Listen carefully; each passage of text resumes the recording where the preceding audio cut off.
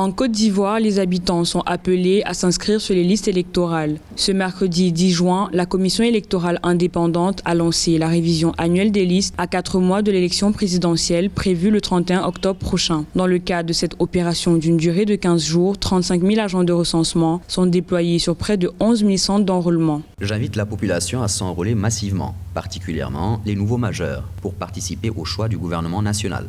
C'est très important. Sur 25 millions d'habitants, la Côte d'Ivoire compte actuellement 6,6 millions d'électeurs. Selon les chiffres de la CEI, 5 millions de personnes en âge de voter ne se sont pas inscrites sur les listes. Mais en réalité, seulement 250 000 personnes s'y inscrivent lors de chaque révision annuelle. Si la CEI ne s'est pas fixé d'objectif de recensement, cette opération électorale s'avère à la fois capitale et sensible, précisément après la crise post-électorale de 2010 à 2011 qui avait fait plus de 3 000 morts.